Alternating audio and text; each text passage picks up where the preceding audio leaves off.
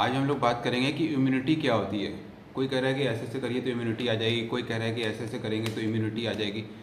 और कुछ लोग तो अजीब अजीब नुस्खे बता रहे हैं कि ये चीज़ घोल के पी लो तो इम्यूनिटी आ जाएगी, वो वाला चीज़ के जो है पत्तियाँ खा लो तो इम्यूनिटी आ जाए। आखिरकार इम्यूनिटी होती क्या है, और ये बात किसी को नहीं पता है। तो आज हम लोग बात करेंगे कि इम्यूनिटी क्या होती है और ये कैसे काम करती है। ठीक है। बॉडी में वाइट ब्लड सेल्स होते हैं ब्लड में, और ये हम सबको पता है। इन वाइट ब्लड सेल्स का काम करने का एक ख़ास तरीका होता है। ये पहचान करते हैं कि कोई चीज़ जो बाहर से आई है उसे हमें ब्लड में से हटाना है। वो फॉरेन पार्टिकल्स हो सकते हैं, वायरस हो सकते हैं, बैक्टीरिया हो सकते हैं, फंगस, कुछ भी हो सकता है। वाइट ब्लड सेल्स किसी भी बाहरी चीज़ को पहचानने के लिए जिस चीज़ का इस्तेमाल करती हैं उसे एंटीजन कहते हैं। जैसे कि कोई वायरस है तो उसके जो ऊपर का सरफेस है, उस सरफेस पे कुछ खास प्रोटीन्स होते हैं और इन प्रोटीन्स से पहचान बनती है। ये एक तरह का आईडी होता है उस वायरस का, और इससे पहचान होती है कि ये वायरस बाहरी है। जैसे कि कोरोना वायरस अगर आपके बॉडी में आया तो उसके जो स्पाइक प्रोटीन्स हैं उसको वाइट ब्लड सेल्स पहचान लेते हैं, और फिर जब भी दोबारा ये वायरस आएगा तो वाइट ब्लड सेल्स उसे तुरंत मारने के लिए अपनी आर्मी तैयार कर लेंगे। तो इसका मतलब है कि उस वायरस के प्रति हमें इम्यूनिटी कैसे आएगी?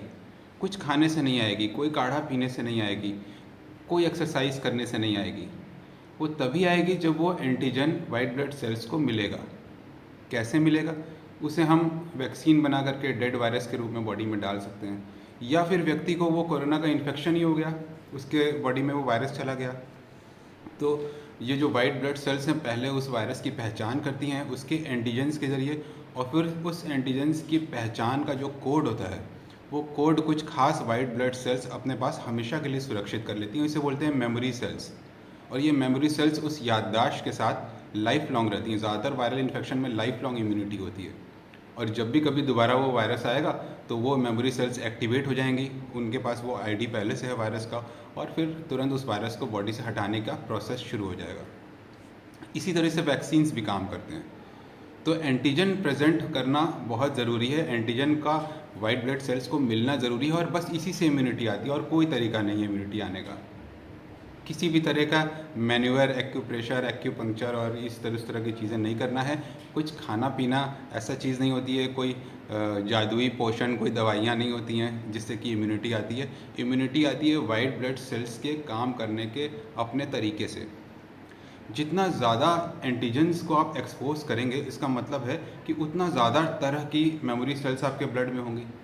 यही वजह है कि हिंदुस्तान में जहाँ बहुत सारे इन्फेक्शंस होते हैं वहाँ लोगों के पास बहुत सारे मेमोरी सेल्स होते हैं और उनकी इम्यूनिटी ज़्यादा होती है, क्योंकि उनके अंदर बहुत सारे वायरस, बैक्टीरिया पहले से आ चुके रहते हैं।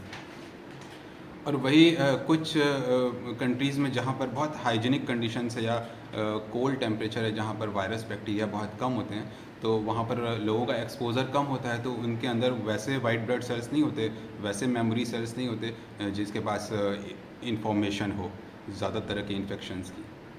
तो इम्यूनिटी आने का एक ही तरीका है, इन्फेक्शन, या तो नेचुरल इन्फेक्शन हो या फिर उसी इन्फेक्शन को आर्टिफिशियल तरीके से बॉडी में इंजेक्ट किया जाए, जिसे हम कहते हैं वैक्सीन्स, और कोई दूसरा तरीका नहीं है।